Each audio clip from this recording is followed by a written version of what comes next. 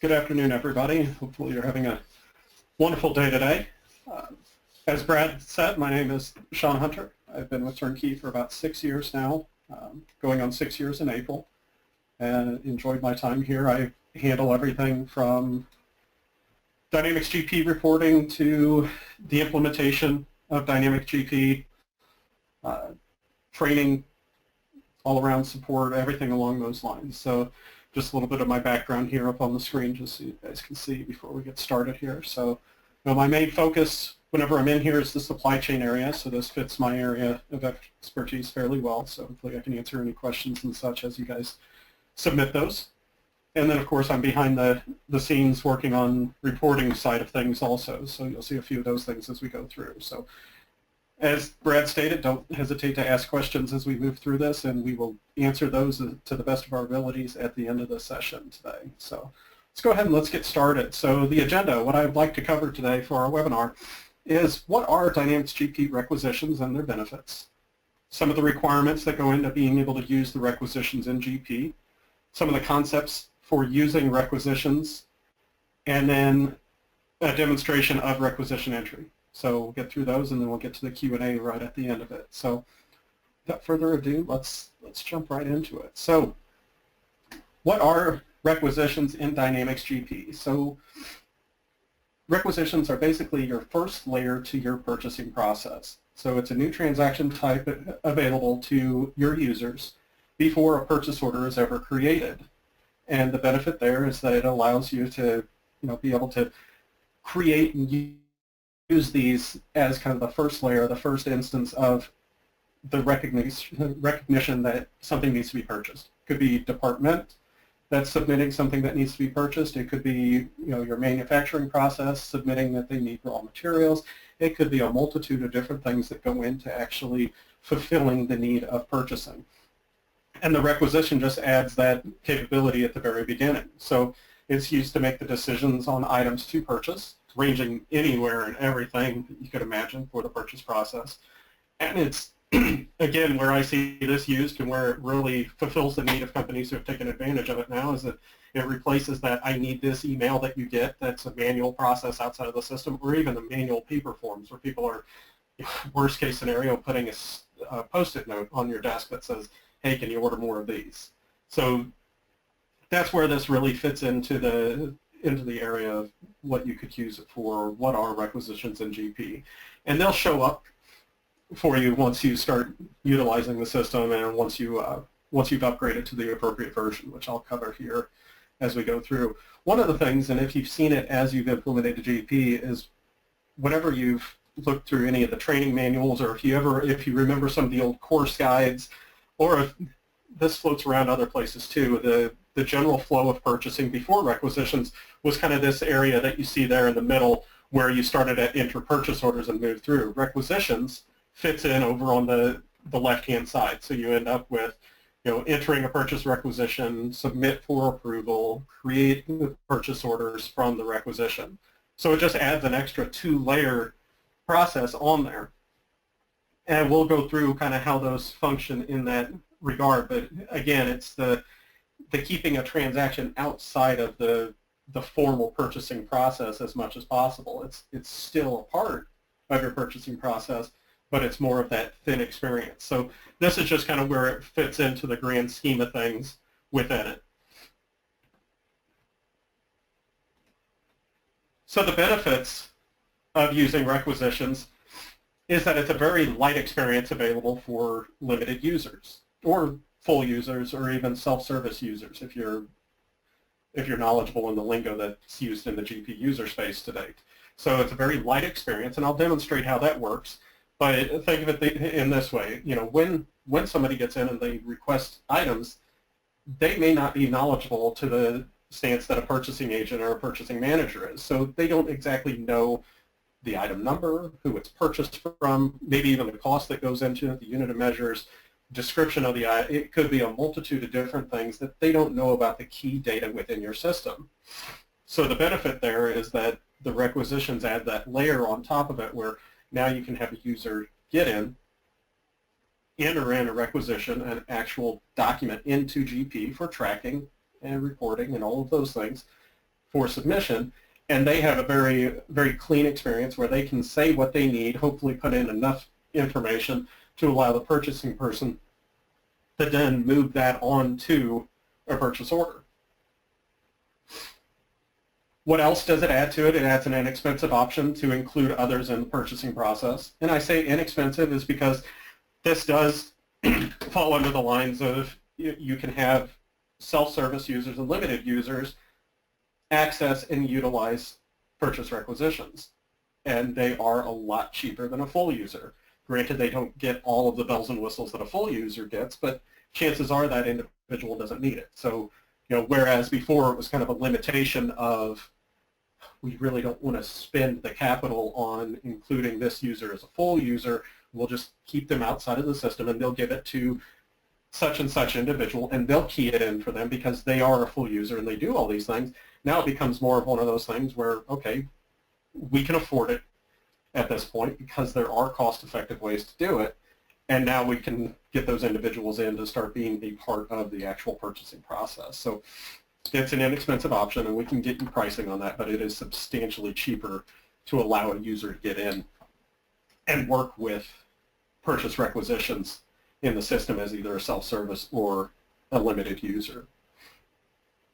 Again, I go back and reiterate on that statement I made a moment ago on the very light experience. So the user can get in and enter in data into a requisition without needing to actually access your item card and find an appropriate item number or a vendor or anything along those lines. And we'll see that work as I get into the demonstration area where the user isn't required as they would be in like a purchase order, or think of a sales transaction or even financial journal entries or anything where they have to match the actual card data.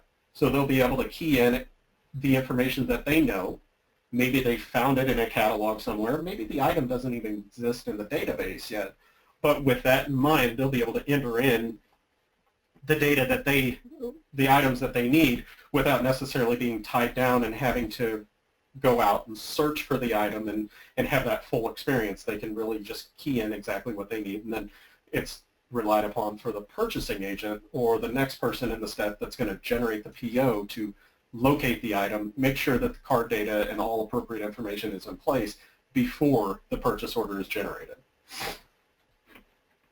The next piece that flows in with this, and this really came around whenever Requisitions was introduced to the system, workflow was added to the mix too. So another area that you can definitely consider as you're looking at requisitions is, and usually what comes into play is the reason that people didn't take advantage of this before is that the requisitioning process required a few approvals before it actually made it to a purchase order. And because that capability wasn't in GP, it wasn't feasible to have that user key in anything because they still had to go to their manager and to the department head and this person and that person before the requisition would ever make it to a purchase order. And since there was no mechanism in GP at that time to actually facilitate the workflow steps, then the requisition didn't make sense. So whenever requisitions were introduced to GP 2013 R2 and beyond, Microsoft also introduced at that time workflow for purchase requisitions where a user could enter in a requisition and submit it and require certain individuals based off of whatever criteria we decided upon to approve that document before it can move on to a purchase order. So with that in mind, that is one of the benefits to it is that you can utilize the workflow system in GP to help move your requisitions along, whereas maybe before it wouldn't have ever fit because you do have 2 or 3 people that need to actually approve the requisition before purchase. The last one that comes into play is encumbrance management. And if you're using it to date, great. If you're not aware of what encumbrance management is to date, encumbrance management is the ability to have budget checks on your purchasing process. So as lines are, if you have it turned on to date and you aren't using requisitions, you'll still see encumbrance come up where it will tell you that placing a purchase order for this line will put you over budget for this general ledger account. Or you may not see that warning depending on how your configuration is or anything, but encumbrance management is that budget check for the purchasing process in GP. Whereas now we can have that extra layer where, again, we have that light user, the user that isn't necessarily interacting with any part of the known system, the cards in the system, the looking up items, the vendors, and all of that stuff, but yet they can still key in that information and have the budget check occur at that point. This works well for department areas where, you know, they're purchasing supplies for their area and they want to place a PO and they need the purchase of these supplies, so they place the purchase order. They place the purchase request, and as they're going through, they're coding it to the correct GL account, or the item comes up with it, or based off of the vendor, or whatever characteristic it is, and it will actually tell them at that time that they're over budget. So again, having that encumbrance management flow through that.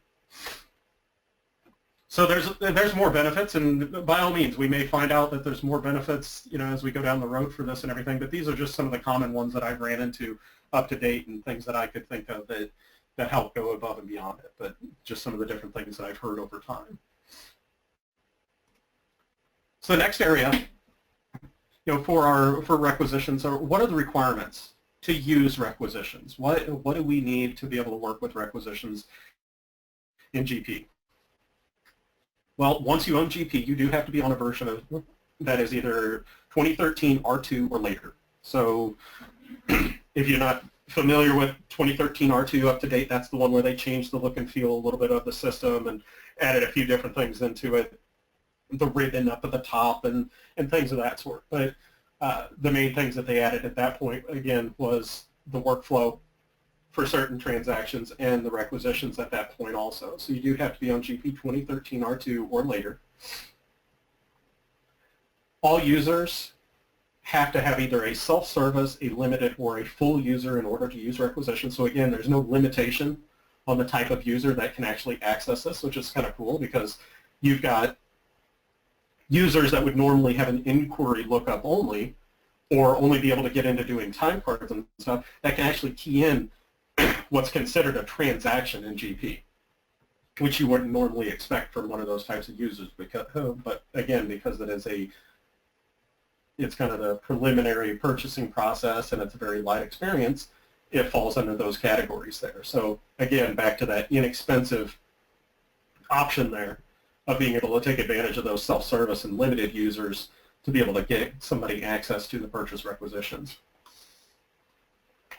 And then the last one is just, I thought I would put this in there, that if you did upgrade to GP 2013 R2 and for any reason you don't see the requisitions, the purchase requisitions that we'll see in just a moment on the demonstration showing up on the page, there is no install necessarily for GP 2013 R2 or later for that option to show up.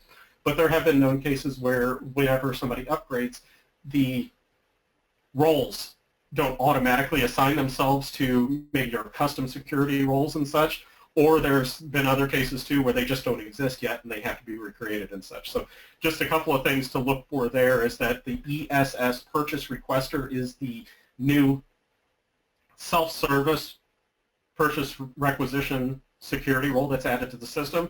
And the two main task IDs that you would look for within that are the TRX PUR REQ 026 and 027. So again, just some characteristics there to look for if you are using that version of GP or later and you don't see the purchase requisitions option available on your purchasing window. So just some little tidbits of information there on the requirements for the requisitions. Be more than happy to get into additional requirements, or if you ran into any issues or for whatever reason you don't see it or you just have other general questions, don't hesitate to submit those in the webinar here.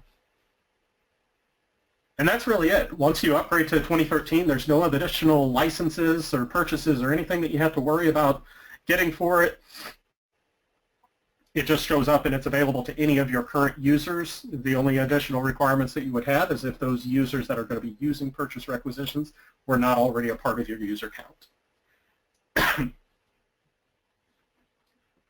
So next area, and these are ideas and things that I've proposed to different customers along the way of uses of requisitions. So, you know, we talked about what a requisition technically is, what they figure a requisition is, but anybody who's on here and has been using GP to date for any extended period of time, you know there's more than one way to do something in GP. In fact, if you went through an implementation with us, that's usually one of the preliminary things we have is here's all the ways that you can enter in a purchase order and print a purchase order, post a receipt, post a PO invoice, do this and this and this. So you know there's more than one way to do things. Well, and that's the other side of it too, is that we could interpret your requisitions to maybe function in a different capacity than what they're really out there for. So maybe in your regards, okay, a purchase requisition is exactly that. It is a request to purchase supplies, services, inventory, materials, or any other company-related items that you can possibly think of. Anytime that you need to get a formal document in front of a vendor that says, I need this, the requisition could be your starting point. But another concept that I ran into, and something that I've been proposing to users who ran into it or ever ran into that issue of, you know what, I have an aggravation with purchase order entry where I start a purchase order, and let's say that I get 20 items in there, print my PO, send it off to the vendor, and then the vendor comes back and says, I can't do this item, and now I have to strip one item off of there and do another PO, so on and so forth. So the benefit of the purchase requisition that we'll see today is that I can start with one document, key in all my items, I can change my vendor all the way up until the point that I generate a PO. So all of the information that we're keying into the purchase requisition can be changed up until the point that the purchase order is actually created from it. So that's kind of the benefit of it, and where I propose this one that we'll look at in the demonstration, where I could start with the requisition as a purchasing agent or a purchasing manager, the person who's actually going to place these POs, have one point of entry for all my ordering that I need to do, and then generate all my purchase orders from that one requisition. So we'll kind of see that play through here in just a moment. Another side is budget-conscious spending and preliminary numbers. Throw that one in there just in the event that you want to be able to run and see, you know, okay, if I'm going to go out, I'm going to purchase all of these supplies from all of these vendors, maybe I want to get them in one area before actually cutting the PO to the vendor, just to get an idea of what my numbers look at. Well, teamed up with encumbrance, you would be able to get that kind of preliminary view there where you would see here's my actual in my GL number, and here's the, you know, what I'm looking at actually encumbering and using if I would actually place these POs in the system. A departmental service order, that one's nice, where now you've got a department that can submit and say, hey, I need this work done, or I need you to get this. I mean, it adds that extra layer onto, you know, our first instance there, the request a purchase of supplies or something, but now you've got your departments actually requesting what they need supply-wise, and even filling in their GL numbers and information appropriate to there. One thing that I've seen come in handy for the purchase requisitions is if we set up service, miscellaneous, or flat fee type items in the system, we define those with the GL number already defined for them, so that all they have to do is select from the list of items, choose that item, and then it will populate for them automatically. So they don't have to worry about it. And then, of course, your purchase requisition still uses the logic of GP based off of site ID designation to maybe drive a department segment or something along those lines. Last one there is, or the second to last, is a request for quote entry for vendors. So instead of having to start with a purchase order, print a purchase order, and then copy that to 4 other purchase orders to send off to a vendor, start with one requisition, generate it from the system in some capacity, and send that off to your vendors, and once the vendors get back to you, then create your purchase order for the vendor that won. And we'll look at that concept as I work through the demonstration. And then, of course, implementing the requisitions with automated approvals and tracking. So again, that, you know, starts here, it's approved by this person did something with it, so on and so forth. So those are kind of concepts that go along with it. Again, requisitions could maybe fit in a specific area that you need that falls outside of these. That, like I said, there's no limit to what you can do with GP if something fits in that capacity. Never be narrow-minded that, okay, this thing says purchase requisition, so it's always a requisition. Maybe it fits perfectly into something else, and you just recognize it as purchase requisition at that point. So moving on. So now I want to get into a demonstration of requisition entry, That's usually the best area to work through on these anyway. It paints a better picture.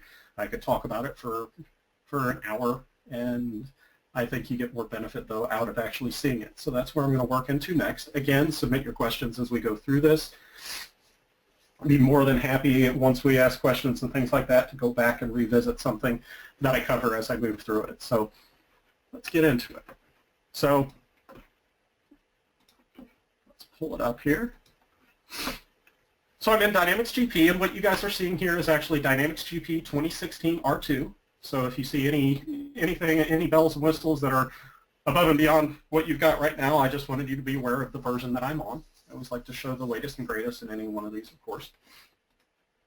And then from there, to get to Purchase Requisitions, I go into Purchasing, and I should find the menu option up here at the top for Purchase Requisition.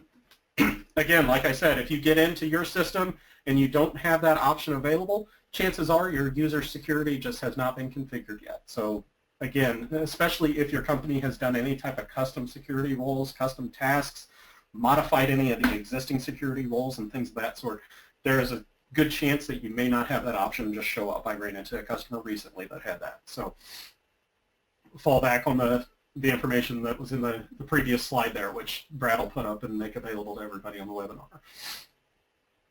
So from there, I would go to Purchase Requisition. Now there's some general setup that occurs with Requisition in the system, and you can find all those new settings underneath the purchase order processing.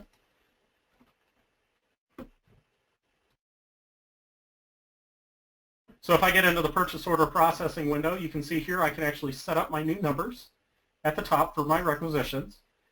And then I also gain a button down here for requisition setup.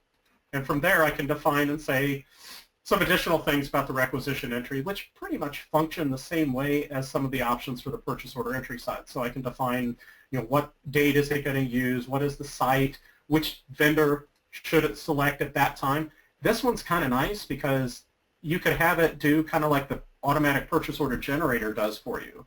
And I ran into this with another customer who wanted to be able to lean upon this functionality in just standard purchase order entry.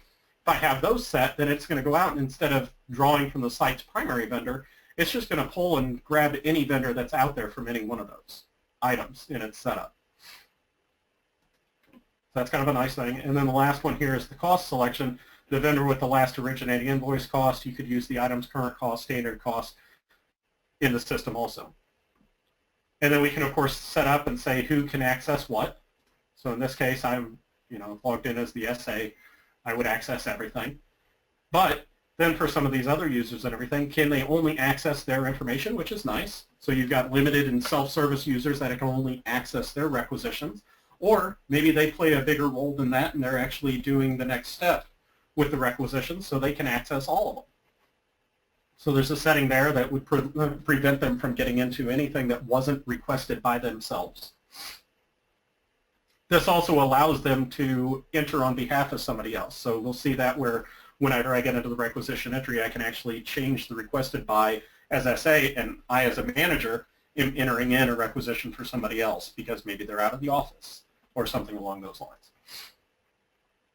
I can set up my requisition purchase information. A few user-defined fields are available also. And of course, there is talk of, at some point, an app being available. And of course, there's a procurement page on your homepage now where you can set up some of the featured items for quick procurement. So if you wanted to set those up and make them easily accessible, we can set those up and make those featured items. And once you define those, then those would show up within there.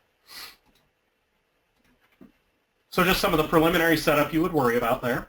But really, the main function, so once we have the setup done, and hopefully we never have to visit that window again. If you do, then you can modify it thereafter. But once we work from that, for purchase requisitions, here's a purchase requisition entry window. Requisition number up at the top, that's driven from the other. Still maintains that functionality where you could change the requisition number if you needed to. So if I didn't want to use that requisition number and I had a manual one that I worked with, I can of course still do like I can for my purchase order and key that in if there was some sort of manual process outside of it. But once I'm in there, Now I can type in a description, something, let's see, reorder supplies for accounting. Comments.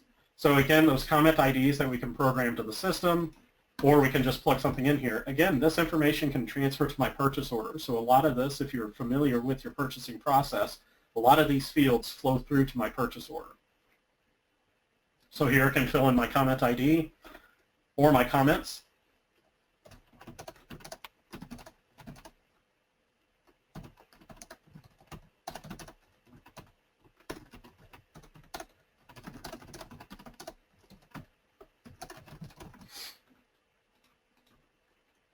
So we can plug in comments. Where is it going to? So these are my company addresses.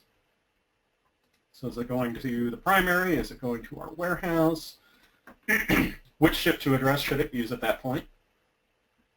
Again, through the blue arrow to the right, I can get into some of the ship to address details. I can MapQuest myself if I wanted to and go out and, I say MapQuest, actually Bing Maps, but make sure that that's a logical location for it to go to if I was worried about it. Date of the requisition, the required date, that's when I actually need this by. So this could maybe help drive some of the notifications in the system or things along those lines where, okay, we have a requisition entered and I need it by this certain date and everything. So maybe there's somebody that's watching a smart list or reporting off of the required dates out here for requisitions to make sure that they get purchased in time. Contract number is actually is user-defined one. I renamed that out here. So I'm going to plug a contract number in. You can use these however you want to. They are a string. And then we can drop down and start keying in items. Now, as a user, I can look up my items as they exist in the database. The type ahead still works and everything, so I can just go out and pull from my actual item database. So let's go with that concept first. We'll start with just a regular item here. I'm going to order this to the warehouse, and I'm just going to fill in every piece of information I possibly can for this line, like I was doing a purchase order at that point. As soon as I plugged in my vendor, you notice that my cost popped in there for it. I can put in freight information, tax information, comments for the line, a required date for the line, which defaulted from the top. So a lot of different information. I can still do my attachments, which can then flow through to my purchase order. I can do an attachment for the entire requisition. If I'm done with that line, on to the next one, and I can key in the next one. Now this is where I was talking about the very thin experience for a user. So again, somebody can get into this and really go the extra mile and look up the vendor, look up the item, and apply all the appropriate things that they need to in order for this to be purchased. But the user can also get in and just simply type in pens. And they need 100 boxes. They have no idea about the cost. They could designate a location. I have a default account number that's populating for these non-inventory items right now based off of my posting setup, but that's it. That's all they have to do. And what you have to see on here, if anybody has noticed it yet, any field that shows up with an asterisk on it has to be filled in before a purchase order could be created. So that user could get in and simply type in very little information for that line. The other thing that they could do is they could even get in and say, they also need paper. And they could type it into the description. So not even filling in an item number at this point, but filling in the description of the item to its fullest extent so that the purchasing person can pick that up and order the paper for them. And they need, in this case, they could come in and say, I need 10 boxes of paper.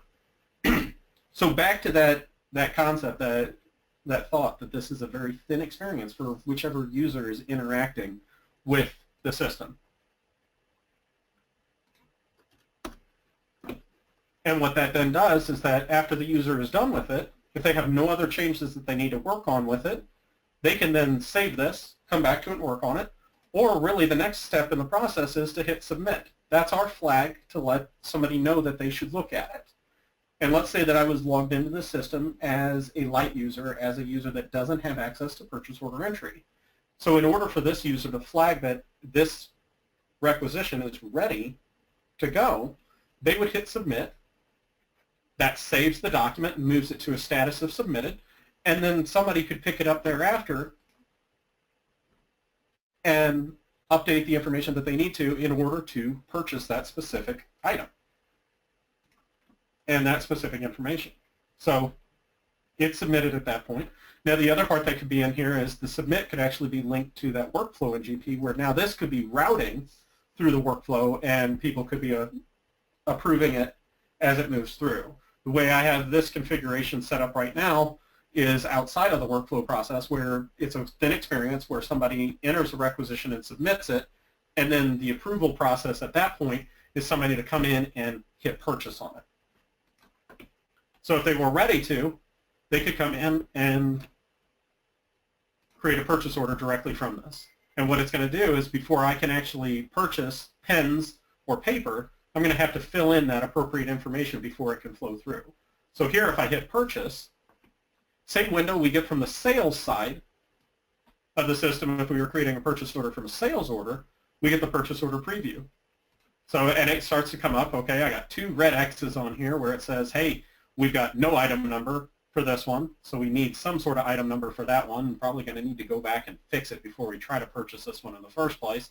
And then this one has no vendor or anything along those lines. So easiest thing to really do at that point is to fix everything before you get into it. You could fix it from this window with the exception of a non-inventory item at that point. That's the only issue that I would have here, is that I can't just freeform type like a non-inventory or supply item at that point. It'd have to actually exist in my database for me to select. So, but let's say that I go that route. Okay, and then I can do vendor.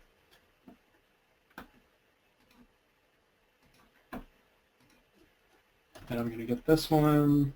Actually, I'm going to get this one from a different vendor.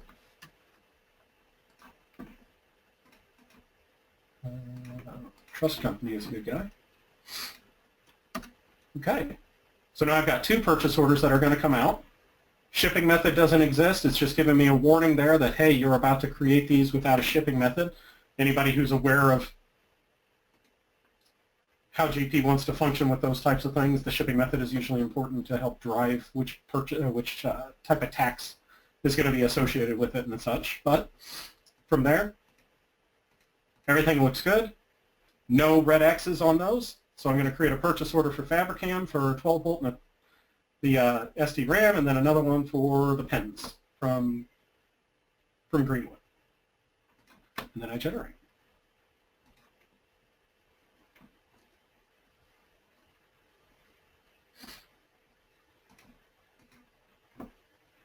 So 2 POs created from that requisition at that point. So that's concept number 1 there. I'm going to purchase items that I need.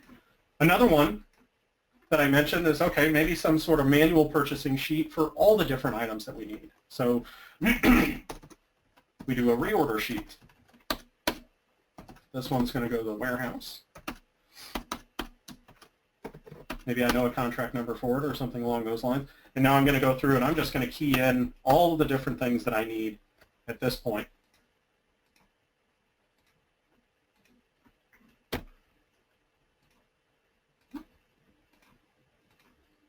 Get stuck on there.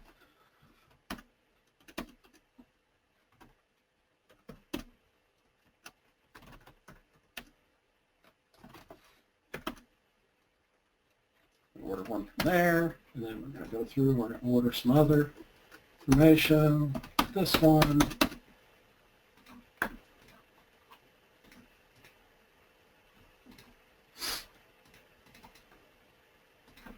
I get an asterisk on there because I've never actually purchased that item from that specific vendor, and I'm just continuing to go through this specific area. Now the one downside of this window is that you don't have access to the vendor item numbers as you're searching through this, so just kind of keep that in mind if you're actively using vendor item numbers versus the other.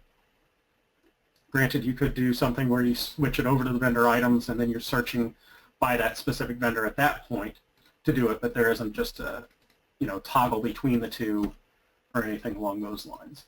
We could set the vendor items as our default view or something along those lines if we wanted. So once you find the item you want to work with, it doesn't automatically populate any of the other information for us. But again, you get that idea now where I'm able to go through and fill this in as I want to, as I need to. So filling in a lot of different information as I go, and for a different vendor. So conceptually, I could have 35 items on here, and each one going to a different vendor at that point, acting as one large ordering sheet at that point. Now, as I key these in and I'm working through them and they're tagged to a specific GL number, I did bring up the mention of, the encumbrance side of the system. So if anybody's actively using encumbrance in the system, all of these actually start to impact our GL numbers that we have set up in the system. So I was using inventory retail parts.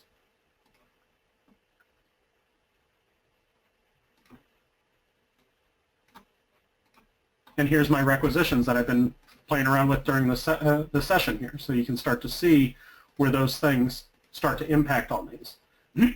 The other ones that are listed on there, yeah, they have a $0 amount. They're potentially going to impact it at some point. They just have yet to do so. But because they're tagged against that specific GL account, they show up in there.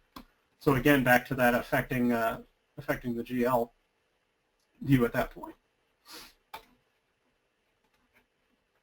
The departmental service order, we saw where we could have different ship to addresses if we need to for the different ones coming in here. Our warehouse, the actual site ID, those site IDs can of course be tagged to a specific segment. So keeping that in mind that you could have all your departments set up in the system, and it could drive the GL segment for that GL account from an accounting standpoint. And then the last one that I wanted to talk about that is a concept that I've been working through is, like I said, for RFQ.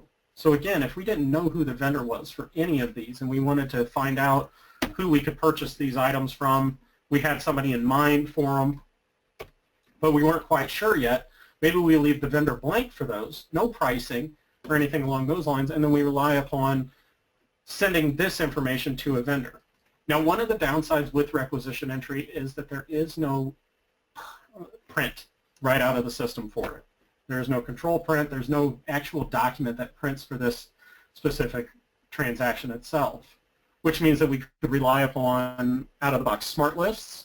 We could use Excel to do it and things of that sort. So just because I'm comfortable with Excel and I've done some different things there, I've created a concept for an RFQ at this point that we can use in this example. So I have RFQ 10,005 here. And what I've done is I created an Excel spreadsheet from one of the Windows templates for a quote. And this was actually originally a service quote out of the box. And what I did is I put a data connection in here and I fed it from my requisition table. So just with a little bit of work that I went through on this. And now, let's say that I wanted to use this as my RFQ. So if I was to go and grab my requisition number from my lookup here, and put it into this field here. So now I've got a request for quote. Obviously, it's got some legwork that could go into it, so the I could fill in other information automatically and such. But filling in some of this information for a request for quote and send that to the vendor. So from a concept standpoint, pulling this information out, whether or not we pull it out and we put it into Excel, as we're seeing here, that was pretty quick to work with at that point. Or an SRS report that emulates some sort of request for quote or a requisition form or whatever report that you need it to for that, the information is all accessible. So all this is written off of is the exact same views that now you guys have access to in GP for your requisitions. So underneath purchasing, now there's purchase requisitions and purchase requisition line items. And all I've done is I've essentially gone out and selected the views that are used within here to actually make that specific requisition document that we saw. Could be repurposed to multiple different things. But the most important thing and the most important reason that we're using requisitions in the first place is, again, to get that data inside GP so that we can actually track it. If this was on paper, if it was in an email, the chances of everybody being able to collaborate on that specific information is slim to none, unless you forward that email all the way around, or you make copies of the printed piece of paper or whatever it was to collaborate with the individuals. So the biggest benefit of the requisitions at this point is now that data is captured in the system. We get status tracking on those whenever a purchase order is placed against it. Okay, that one's actually ordered now. Perfect. We've got these other new ones out here. Let's say that we were to go in and actually submit that one at that point. Then we could actually submit it, and then our status would show submitted. So a lot of functionality available, a lot of opportunity here to rely upon a new transaction type that had never been available unless you looked at implementing business portal and things of that sort to gain access to it. So a lot of benefits to it that maybe don't fit or maybe don't just click thinking of them in the sense of a purchase requisition. But again, there's a lot of areas in GP that can be molded to fit other areas. So hopefully this was informative for everybody. Hopefully it answered some questions that you may have, and if you did come up with any questions along the way, we'll go ahead and we'll address those at this point. If there were any other areas that you would care to see also, we can definitely go from there. Doesn't look like any questions were submitted, Sean, but as always, if you guys come up with any questions down the road, or maybe you had a question that's too specific to your business to ask during the webinar, please feel free to reach out to either Sean or I with that question. We'd love to help you out. Sean, if you don't have anything else to add, I think that just about wraps it up.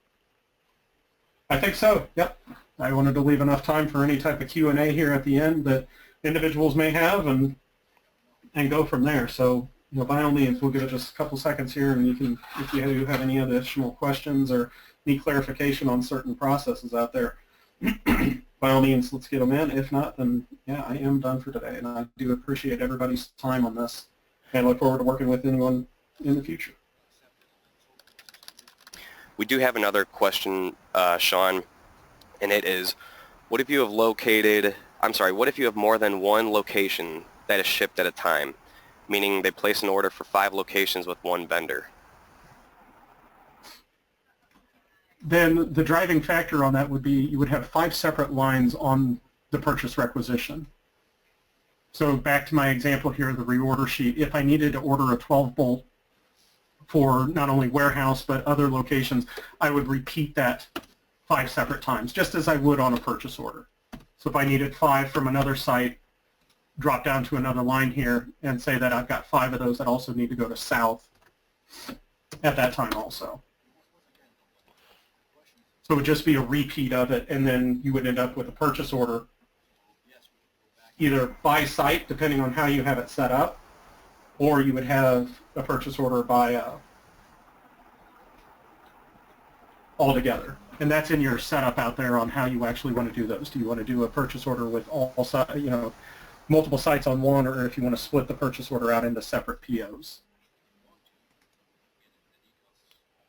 Looks like that may have answered her question. Perfect. So that's it as of right now. Again, please feel free to email Sean or I, or even contact us through our website. We'll get you your questions answered that way as well.